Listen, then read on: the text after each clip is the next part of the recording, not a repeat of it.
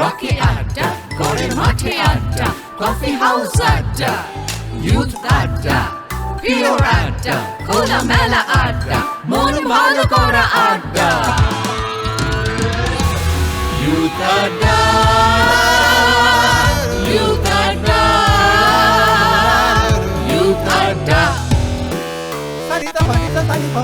লেখাপড়া, খেলাধুলা সবকিছুতে থাকি আমরা, সব কুল আর সবকেও রাখি।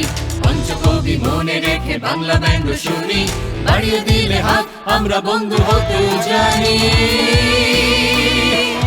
ইউথ আড্ডা, ইউথ আড্ডা, ইউথ আড্ডা।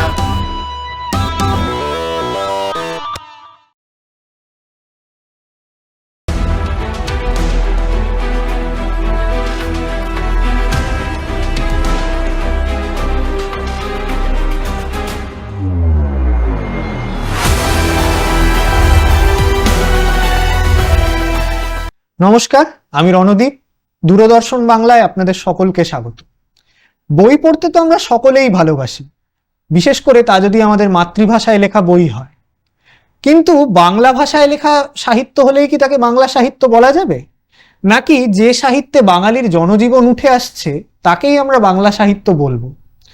এই নিয়ে একটা চাপানুতোর, একটা টানাপোড়েন আমাদের মনের মধ্যে চলেই। বর্তমানের বাংলা সাহিত্য নিয়ে প্রায়ই একটা অনুযোগ শোনা যায় যে এখনকার বাংলা সাহিত্যে বাঙালির জনজীবন আর অতটা উঠে আসে না। আজকের শেয়ানে শেয়ানে মূলত এই বিষয়টিকে কেন্দ্র করেই আবর্তিত হবে। আমার বাঁদিকে রয়েছেন সৌভাগ্য চ্যাটার্জি, যিনি পেশায় ক্রীড়া সাংবাদিক এবং সাহিত্য এবং সিনেমা অনুরাগী। আর ডান দিকে রয়েছেন রোহিন রক্ষিত, যিনি পেশায় ফ্রিল্যান্সার, সমাজতত্ত্বের ছাত্র এবং বই পড়তে এবং বই নিয়ে ভাবতে ভালো লাগে। এরা দুজন কথাবার্তা বলবেন এবং সেই কথাবার্তা থেকেই উঠে আসবে হালের বাংলা সাহিত্যে বাঙালির জনজীবন আর অতটা উঠে আসছে কিনা। আমি সৌভাগ্যদার কাছে চলে যাব। হ্যাঁ, এটা কিছুটা সত্যি, কিছুটা আবার সত্যি নয়ও। কারণ যুগ পাল্টেছে, অর্থনীতি পাল্টেছে, বা বইয়ের বাণিজ্যিকরণ হয়েছে, সাহিত্যের বাণিজ্যিকরণ হয়েছে। এবং একটা যুগ পাল্টে যাওয়ার সাথে সাথে সাহিত্যিকরা, যেটা আগে একসময় পেশাদার সাহিত্যিক ছিলেন, এই মুহূর্তে কিন্তু বেশিরভাগ সাহিত্যিকই পেশাদার নয়, তাদের একটা অন্য পেশা আছে এবং তারা শখে লেখালেখি করেন এবং সেইগুলোই কিন্তু আমরা বই হিসেবে আমরা সাহিত্য বাজারে দেখতে পাচ্ছি।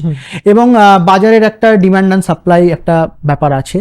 তো আমার মনে হয় কোথাও গিয়ে ডিমান্ডও বদলেছে, কারণ আমাদের নতুন জেনারেশন এসছে, তাদের একটা চাহিদা আছে, তাদের একটা মানসিক অবস্থান একটা আছে এবং এই যুগের একটা আলাদা মানসিক চাপ আছে, সেখান থেকেও তারা কিছুটা মুক্তি পেতে চায়।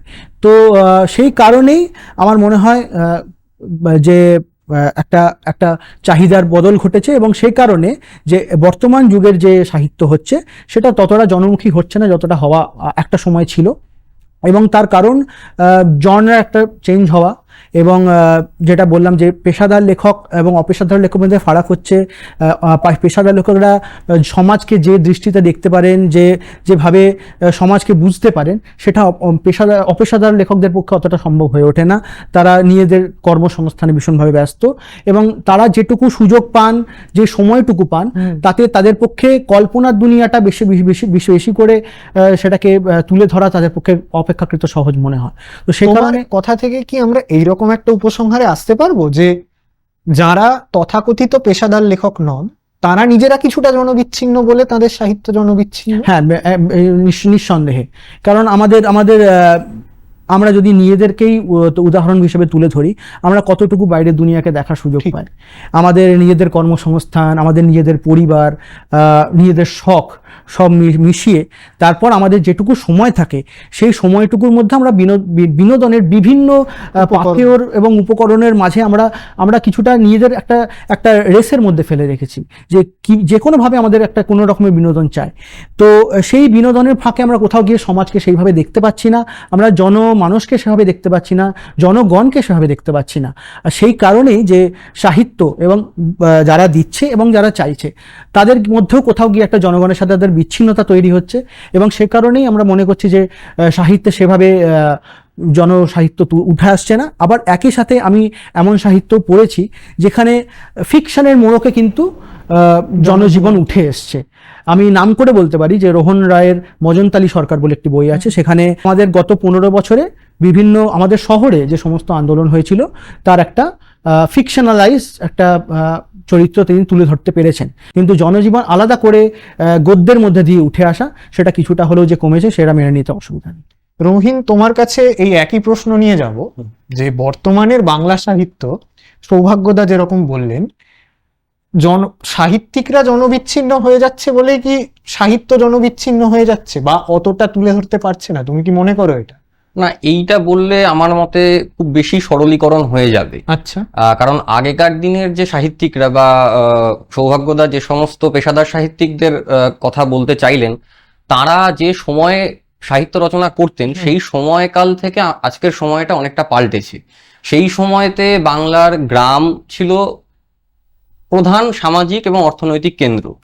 কলকাতা শহরের যে পরিধিটা সেটা কিন্তু ওই 180 বর্গ কিলোমিটারটাই ছিল, বা মানে তার চেয়ে সামান্য বেশি।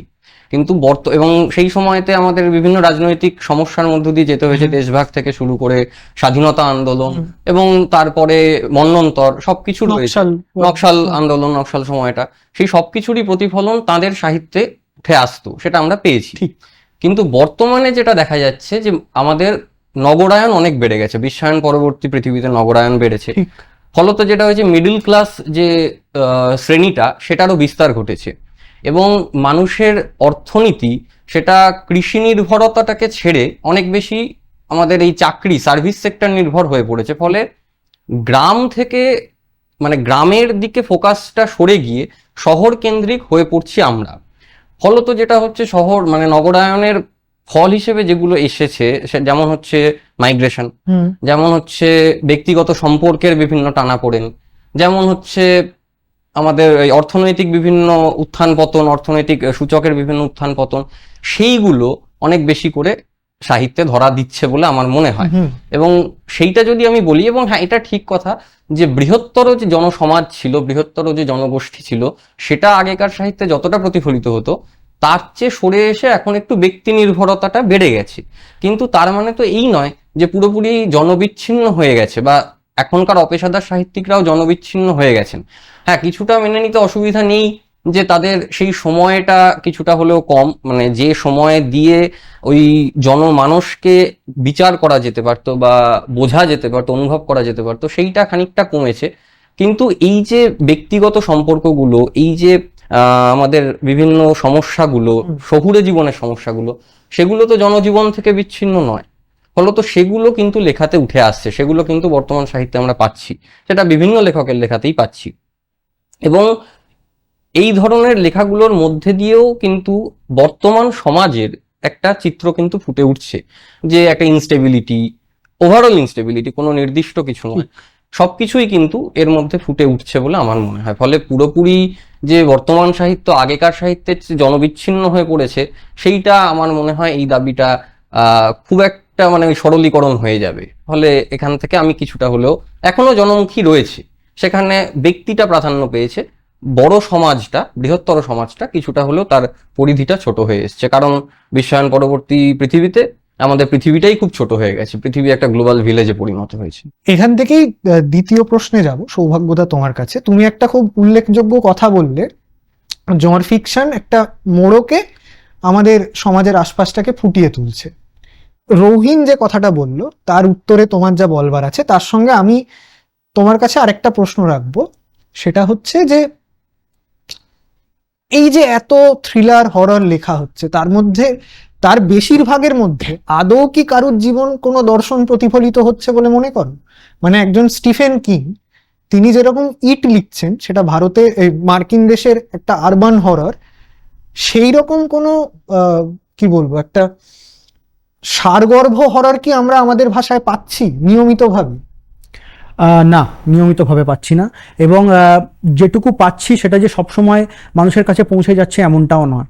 কারণ বইয়ের বাজার কিন্তু ভীষণভাবে পাল্টেছে, আমাদের বই পাড়া ভীষণভাবে পাল্টেছে। প্রচুর নতুন প্রকাশক উঠে এসছেন গত 7-8 বছর 10 বছরে, এবং বিভিন্ন ধরনের লেখক আসছেন, বিভিন্ন জ্বর নতুনভাবে তাদেরকে তুলে ধরা হচ্ছে। সেই বইগুলো সবসময় সামনে যে উঠে আসে সেটা নয়। হয়তো কেউ কেউ পড়ছে, তারা ভালো কথা বলছে সেগুলো নিয়ে, কিন্তু একটা হয় না যে বিস্ফোরণ হয়ে যাওয়া মানুষের মধ্যে এবং সবার মধ্যে পৌঁছে যাওয়া, সেটা কিন্তু হচ্ছে না। ভালো লেখা নিঃসন্দেহে হয়েছে, আমি এটা দাবি করে বলতে পারি। আমি পড়েছি এমন ফ্যান্টাসি জনার, একটা নতুন জনরা যেটা বাংলা ভীষণভাবে এক্সপ্লোর করছে নতুনভাবে, কিন্তু সেটা যে সবার কাছে পৌঁছে গেছে এমনটাও নয়। এবং উত্তরটা দিতে গেলে এইভাবেই দিতে হবে যে যে কোথাও গিয়ে না এই যে নতুন যুগের যে মার্কেটিং, যে একটা পণ্যের বই আজকে একটা পণ্য, আজকে একটা ওয়েব সিরিজ একটা পণ্য, একটা সিনেমা একটা পণ্য, খেলাও একটা পণ্য কিন্তু লেখক এবং প্রকাশক নিজের মধ্যে দায়িত্ব ভাগ করে নিয়েছেন যে তারা সেটাকে মানুষের মধ্যে পৌঁছে দেবেন। আমরা যখন যে কোনো একটা পণ্য কেনার চেষ্টা করি, তখন আমাদের একটা যে কোনো ই কমার্স, যে কোনো একটা ওয়েবসাইট, সেটা আমাদের নোটিফিকেশন দিয়ে জানিয়ে দেয় যে অমুক বস্তু অমুক দামে আছে, আপনারা নিতে পারেন, সেটা সেল হোক কি না হোক। বাংলা বইয়ের ক্ষেত্রেও কিন্তু এখন একই অবস্থা। প্রকাশক তারা বিভিন্ন ধরনের আমাদেরকে কন্ট্যাক্ট করছেন বিভিন্নভাবে, এবং তারা জানিয়ে দিচ্ছেন যে আমাদের এই ব্যাপার আছে, এই সেল আছে, এই দামে এই বই পাওয়া যাচ্ছে। এবং সেটা কোথাও গিয়ে হয়তো সব বইয়ের ক্ষেত্রে হয়ে উঠছে না, বা সংখ্যা এত বেড়ে গেছে, বইয়ের সংখ্যা এবং লেখকের সংখ্যা, আমি বলবো যে একটা মানুষের পক্ষে সেটা পুরোটা একদম ট্র্যাক করা একদম সঠিক সময়ে সঠিকভাবে সেটা হয়ে উঠছে না। হ্যাঁ, তো আমরা অনেক ক্ষেত্রেই সোশ্যাল মিডিয়াতে রিভিউয়ের উপর নির্ভর হয়ে পড়ছি। তো সেই রিভিউটাও কিন্তু একটা মানুষের দৃষ্টিভঙ্গি, সেই দৃষ্টিভঙ্গিতে যে একদম সত্যটাই উঠে আসে সেটা তো নয়। তো কোথাও গিয়ে লেখা এবং শেষ অবধি যে গ্রাহক যে বইটা কিনছে, তাদের মধ্যে একটা ডিসকানেক্ট তৈরি হয়েছে। তোমার কাছে এই সূত্রেই আসবো, এই যে সৌভাগ্যদা একটা কথা বললেন যে এখন হরর এবং থ্রিলার এটা বেশি মানুষ পড়তে পছন্দ করছেন, তাই প্রকাশকরাও তাদের যেহেতু মুনাফাটা করতে হবে, তুমি যেটা বললে বইও একটা পণ্য, তারা সেটাই বেশি ছাপছে। তো তুমি যেহেতু সমাজতত্ত্ব নিয়ে পড়েছো, আমি তোমার কাছে জানতে চাইবো তোমার দৃষ্টিভঙ্গিটা নিয়ে।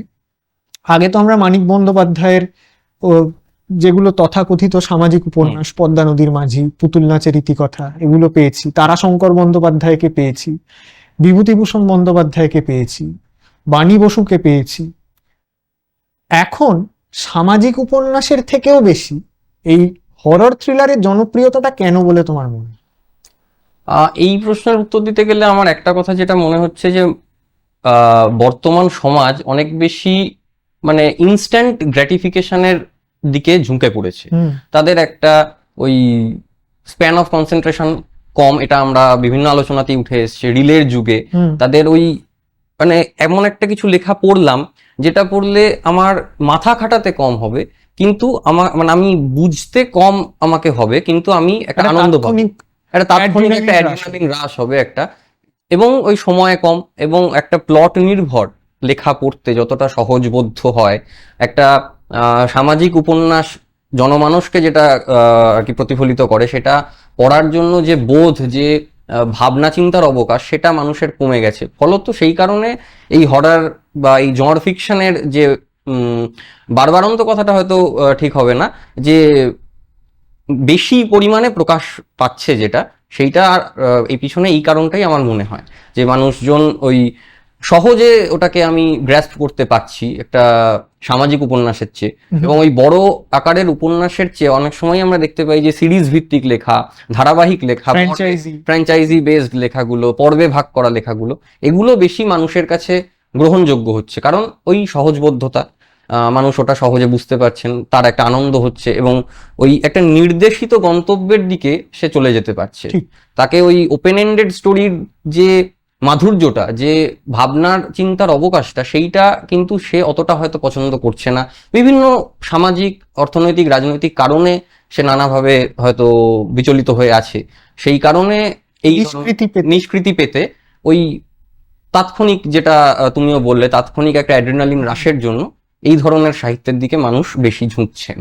তুমি একমত সৌভাগ্যদা? হ্যাঁ, বেশ খানিকটা একমত। আমি আরেকটা জিনিস বলবো, যে ও যেটা বলতে চেয়েছে সেটা হলো যে আমরা ডোপামিন রাশ নিয়ে একটা কথা বলি এখন।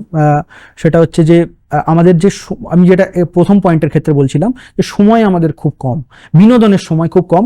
আমরা কিন্তু আমাদের হাতে যদি 1 ঘন্টা সময় থাকে, আমরা সেখানে একটা ওয়েব সিরিজ রাখছি, একটা সিনেমা রাখছি, একটা বই রাখছি, আর আরও কোনো অনুষ্ঠান থাকলে আমরা সেটাকে রাখছি। 4টের মধ্যে আমরা একটা কম্পিটিশন করছি যে আমি যে 1 ঘন্টা সময় দেব, সেই সময়টা আমি কোনটাকে দেবো এর মধ্যে, এবং যে যাকে আমি সময়টা দেব সেই জিনিসটা যেন আমাকে আমার এই আপাত জীবন যেটা, সেটা থেকে মুক্তির একটা উপায় করে দেয়। ঠিক। আমি যেন এই সময়টায় আমার এই মানসিক চাপ যেটা, সেটা থেকে মুক্তি পাই।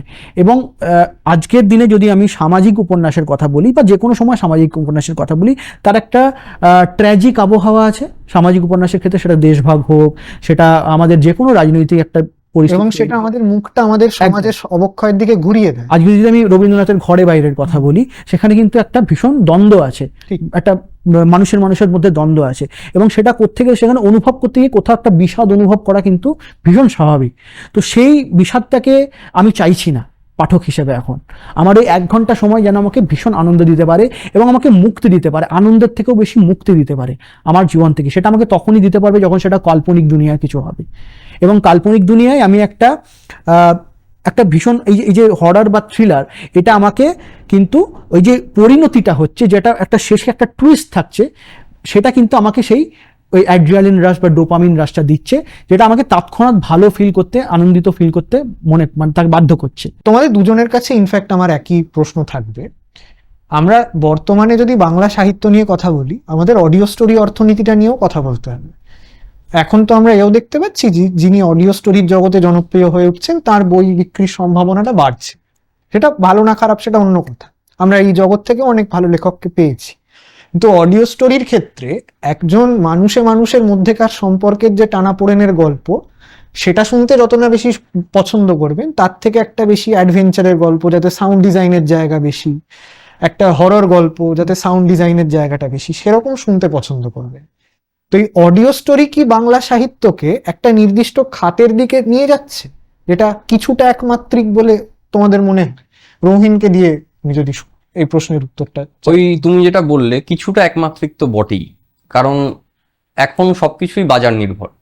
ফলে অডিও স্টোরি যেভাবে আজকে আমাদের বাজারে ছড়িয়ে পড়েছে, এবং সৌভাগ্যদা যেটা বললো যে ওই আমি 1 ঘন্টা যে দেব, সেই 1 ঘন্টা আমাকে যেন মুক্তি দিতে পারে, আনন্দ দিতে পারে। তো যখন আমি গল্পটা শুনছি, ওই আবহটার মধ্যে আমি যখন ওই কিছুটা সময়ের জন্য নিমজ্জিত হচ্ছি, বাস করছি, তো সেইটাকে আমি বইয়ের মাধ্যমে পড়লে আরো একই রকম আনন্দ পাবো কিনা, বা তার চেয়ে বেশি পাবো কিনা, নাকি তার চেয়ে কম হবে, এই যে একটা ভাবনা, সেই জায়গা থেকে এই ধরনের বই বিক্রির বা এই ধরনের বইয়ের চাহিদাটা বর্তমান বাজারে একটু হলেও তো বাড়ছে। ফলে অডিও স্টোরি কিছুটা, মানে পুরোপুরি না হলেও এখনো স্বাধীন সাহিত্য চর্চা, সাহিত্য সৃষ্টি হচ্ছে, যেগুলো কিনা অডিও স্টোরি হিসেবে যাচ্ছে না, বা ওই অডিও স্টোরির সোকল্ড বাজারে ভালো খাচ্ছে না, কিন্তু সেই সাহিত্য রয়েছে।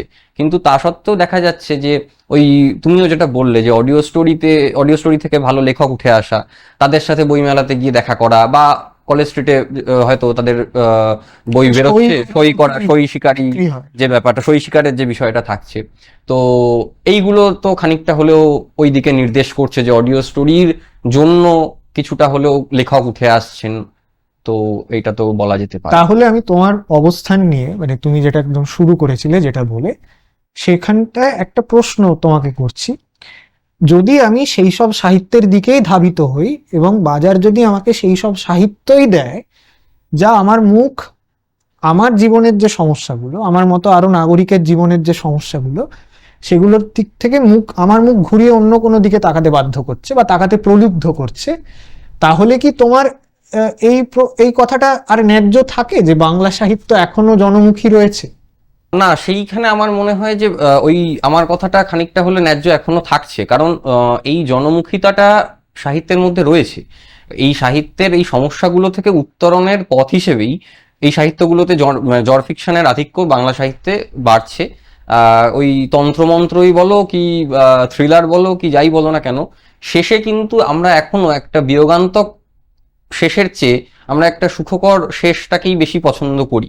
ফলে ওই মুক্তি ঘটা, উত্তরণ ঘটার যে একটা উত্তরণ, আমার জীবনের সমস্যার উত্তরণ ঘটছে, এটা দেখতে আমি কিন্তু এখনো অবধি বেশি পছন্দ করব, এবং আমার মনে হয় বৃহত্তর পাঠক সমাজও সেটাই পছন্দ করবে। ফলে এবং অনেক ক্ষেত্রে এটাও দেখা যাচ্ছে বাংলা সাহিত্যের এই জনর ফিকশনাল সাহিত্যগুলোর মধ্যে এটাও দেখা যাচ্ছে যে ওই জড়ের মোড়কে, জড়ের আড়ালে আমরা কিন্তু বর্তমান সমাজের বিভিন্ন সমস্যা, সৌভাগ্য দেখ যেটা বললো, হ্যাঁ, তো সেগুলো কিন্তু উঠে আসছে। ফলত সেই জায়গা থেকে মানে আমি তো বলতে পারি না যে এখন আর জনমুখী নেই, এখনো কিন্তু জনমুখী রয়েছে। বেশ, সৌভাগ্যদা, তোমার কাছে একই প্রশ্ন, যে অডিও স্টোরি বাংলা সাহিত্যকে একই খাতে, একটা নির্দিষ্ট খাতে বইয়ে দিচ্ছে কিনা? বাংলা অডিও স্টোরি কি ধরনের বই দিয়ে শুরু হয়েছিল? আমরা সত্যজিৎ রায় দিয়ে শুরু করেছিলাম, আমরা শরদিন্দু বন্দ্যোপাধ্যায় দিয়ে শুরু করেছিলাম। তখন কিন্তু ঐতিহাসিক উপন্যাসও কিন্তু অডিও স্টোরিতে উঠে এসছে। শরদিন্দুর ঐতিহাসিক উপন্যাস, সেটা আমরা তুঙ্গভদ্রার তীরে বলি বা তুমি সন্ধ্যার মেঘ বলি, এগুলো কিন্তু অডিও স্টোরিতে উঠে এসছে। এগুলো কিন্তু তথাকথিত থ্রিলার নয় বা ওকাল্ট থ্রিলারও নয় বা হররও নয়, এগুলো কিন্তু মানুষ শুনেছে এবং খুব খুব ভালোবেসে শুনেছে। এবং আমরা যদি বিদেশি সাহিত্যের কথা বলি, three Musketeers, count of Monte Christo, এগুলো কিছুটা অ্যাডভেঞ্চার এলিমেন্ট আছে, কিন্তু তা সত্ত্বেও তার মধ্যে কিন্তু একটা বৃহত্তর সমাজ আছে। আমরা আলেকজান্ডার দুমার ক্ষেত্রে সবসময় বলতে পারি যে তিনি নিজের লেখাতে সেই সময়কার যে ফ্রেঞ্চ সমাজ, সেটা কিন্তু ভীষণভাবে তুলে নিয়েছেন। তো মানুষ কিন্তু সেগুলো শুনেছে এবং আবহ সঙ্গীতের মোড়কেই শুনেছে। তো পুরোপুরি যে সত্য সেটা নয়, যে একদিকে ঠেলে দিচ্ছে, কিছুটা সত্য। যে একটা জিনিস তো মেনে নিতেই হবে যে অডিও স্টোরি থাকার জন্যই এই যে নতুন একটা যুগ এসছে বাংলা সাহিত্যে, সেটাকে এই যে ক্রেতা বাড়িয়েছে, বইমেলায় ফুটফল বাড়িয়েছে, এটার ক্ষেত্রে অডিও স্টোরির একটা খুব বড় ভূমিকা আছে। আজকে যে এই কোটি কোটি অফিস যাত্রী আছে, তাদের কাছে অডিও স্টোরি একটা সময় কাটানোর খুব বড় পাথেয়। এবং সেই অডিও স্টোরির মাধ্যমে সাহিত্যিকরা, আমি বলবো না সাহিত্যরা, এখন কিন্তু আমাদের বই পড়াটা বেশিরভাগ ক্ষেত্রে সাহিত্যিক নির্ভর হয়ে গেছে। আমি ব্যক্তি দেখে একদম ভাবছি আর কি, ব্যক্তি দেখে ভাবছি অমুক লেখকের অমুক বই। আমাদের খোঁজ, আমরা যখন সোশ্যাল মিডিয়ায় খোঁজ নিচ্ছি, আমরা চেক করছি যে অমুক লেখকের কি নতুন বই বেরিয়েছে, সেটা কোন জনার কিন্তু আমরা দেখছি না। তিনি কিন্তু স্পাই থ্রিলারও লিখতে পারেন, প্রেমের উপন্যাসও লিখতে পারেন। আমরা প্রেমের উপন্যাসও কিনছি লেখকের নাম দেখে। তো অডিও স্টোরির মাধ্যমে লেখক কিন্তু বা সাহিত্যিকরা কিন্তু মানুষের কাছে পৌঁছে গেছেন। তো তারপর সে লেখক কিন্তু সামাজিক লেখাও লিখতে পারেন, কিন্তু তার জনপ্রিয়তা মানে সেই পাঠককে বাধ্য করবে যে সে সামাজিক লেখাটাও সে পড়বে। ঠিক, যেহেতু সেই লেখক জনপ্রিয় হয়েছেন, তার লেখার প্রতি মানুষের একটা আস্থা তৈরি হয়েছে।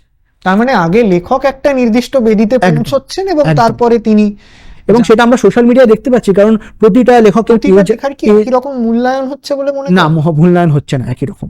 এটা মানে সম্পূর্ণভাবে নির্ভর করছে পাঠক কিভাবে সেই লেখকের লেখাকে পছন্দ করছে বা করছে না। কারো লেখা একটু সহজ, কারো লেখা একটু কঠিন গদ্য, সেক্ষেত্রে যারা আবার একই লেখক দু রকম জ্বরে লিখছেন। এটাও তোমাকে ভেবে দেখতে হবে যে আমরা যে নতুন যে যুব সমাজ উঠে আসছে, তারা বেশিরভাগই ইংরেজি মাধ্যম স্কুল থেকে উঠে আসছে। বাংলা মাধ্যমের স্টুডেন্ট অনেক কমে গেছে আগের তুলনায়। ইংরেজি মাধ্যমের স্টুডেন্টদের বাংলা দিয়ে যদি তোমাকে একটা সাহিত্য তাদের কাছে পৌঁছে দিতে হয়, তাহলে তোমাকে বাংলার গদ্যটা সেই রকম ভাবে তোমাকে বানাতে হবে যাতে সবার কাছে সেই জিনিসটা সমানভাবে গ্রহণযোগ্য হয়। তো সেইটাও একটা লেখকের কাছে, লেখক নির্ভর হয়ে যাচ্ছে। এবং যেটা বললে যে পাঠকের কাছে সেটা সমানভাবে মূল্যায়ন হচ্ছে কিনা, সমানভাবে মূল্যায়ন হচ্ছে না, সম্পূর্ণভাবে পাঠক কেমন তার উপর নির্ভর করছে। এবং যে পাঠক যে জিনিসটা বেশি নিচ্ছে, লেখকও নিজের লেখা সেইভাবে মানে মিলিয়ে নিচ্ছে আর কি, সেইভাবে সেই লেখক সেই লেখাটাকে গড়ে নিচ্ছে। এবং আমি বলতে পারি এই যে ওয়েব সিরিজ, এখন বহু সাহিত্য থেকে ওয়েব সিরিজ হয়, এখন লেখকরাও কিন্তু সেই জিনিসটাকে টার্গেট করছেন যে আমার লেখা থেকে ওয়েব সিরিজ হতে পারে, তাহলে গদ্যটা সেরকম, গল্পের প্লট সেরকম হচ্ছে, গল্পের কাঠামো এপিসোডিক ভূমিকাতে লেখা, যে কখন কি হচ্ছে, বা একটা চরিত্রকে এমনভাবে গঠন করা যেটা আমি যখন অডিও ভিজুয়ালে দেখবো সে আমাকে সমান পরিমাণে শক দিতে পারবে, যে শক ভ্যালুটার উপর ওয়েব সিরিজের পুরো ভিত্তিমূলক ব্যাপারটা নির্ভর করে। আরেকটা জিনিস, জনগণের যে জনজীবন যেটা, সেটা শুধুমাত্র যে ফিকশন বা গদ্য যে ড্রামা নাটক দিয়ে পৌঁছে সেটা তো নয়। নন ফিকশন কিন্তু এখন বাংলা সাহিত্যের একটা খুব বড় অংশ, একটা পিলার বলা যেতে পারে। প্রচুর পরিমাণে নন ফিকশন বিক্রি হয় এবং মানুষের সাম্প্রতিককালে ইতিহাসের প্রতি একটা ভীষণ আগ্রহ জন্মেছে। এবং সেটা সমসাময়িক ইতিহাস থেকে শুরু করে স্বাধীনতা সময়ের ইতিহাস বা কলকাতার ইতিহাস। আমরা বিভিন্ন ইউটিউব চ্যানেলে বড় বড় বিভিন্ন লোককে দেখতে পেয়েছি, তারা কলকাতার ইতিহাস এবং বা পশ্চিমবাংলার ইতিহাসকে ভীষণভাবে তুলে ধরেছেন আর কি। হ্যাঁ, সেটা সিরাজদৌল্লার সময় থেকে হোক কি তার আগে থেকে হোক, এমনকি গৌড়ের সময়কার হোক, সেটা আমরা তুলে দেখেছি। মানুষ কিন্তু খোঁজ নিয়ে সেই লেখা পড়ছেন। তো সেক্ষেত্রে জনগণের যে জনজীবন যেটা ঐতিহাসিক জনজীবন কিন্তু মানুষ পড়ছে। আমি আমার একজন অত্যন্ত প্রিয় লেখকের কথাই যদি বলি, পরিমল ভট্টাচার্য, আমি তার লেখার খুব বড় অনুরাগী। তার সম্প্রতি একটি বই প্রকাশিত হয়েছে, সাতগাঁর হাওয়া তাঁতিরা। সেই বইটা পুরস্কৃত হওয়ার পর বহু মানুষ তার সম্পর্কে খোঁজ নিচ্ছেন, আগ্রহী হচ্ছেন বা বইটা পড়ছেন। দার্জিলিং নিয়ে বই লিখেছেন, ড্যান্সি নামা লিখেছেন, ডোডো পাখিদের গান লিখেছেন। সমকালের জীবন নিয়ে যারা লিখছেন, বা আমার যে যে জীবনটাকে আমি জানি না, দূর প্রদেশের কোনো মানুষের জীবন যাকে যে জীবনটাকে আমি জানি না, সেরকম জীবন নিয়ে, তাদের ক্রাইসিস নিয়ে যারা লিখছেন, তাদের লেখা পুরস্কৃত হলে বা ভ্যালিডেটেড হলে তখনই যেন লোকে একটু সেই সম্পর্কে আগ্রহী হয়। বর্তমান সামাজিক জনজীবনটাকে নিয়ে কি একটু অনীহা রয়েছে এখনকার পাঠকদের? আমি রৌহিনের কাছে জানতে চাইব।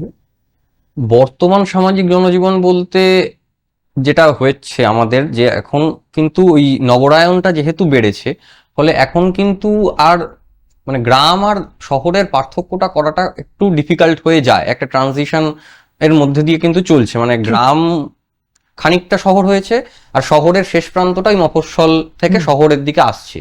ফলত ওই তোমার কথাতেই যেটা তুমি বললে, যে দূরপ্রদেশের একটা অঞ্চলের একটা জায়গার কথা আমরা যতটা বেশি আগ্রহ নিয়ে, না জানার প্রতি আগ্রহ নিয়ে যতটা পড়বো, ততটা কিন্তু আমাদের চেনা জানা পরিধির লেখার প্রতি সেই আগ্রহটা কিন্তু আমাদের থাকে না। না, আমি বলছি যে দূরপ্রদেশের লেখা সেটাও তো খুব যে পড়ছে এরকম কি হচ্ছে? মানে দেখো, আমি প্রথম তোমার প্রশ্নটা দিয়ে যদি আসি, পরিমল ভট্টাচার্য লেখা পুরস্কৃত হওয়ার পর কেন মানুষ পড়ছে, আমি যেটা একটু আগে বললাম, বাণিজ্যিকরণ, মার্কেটিং।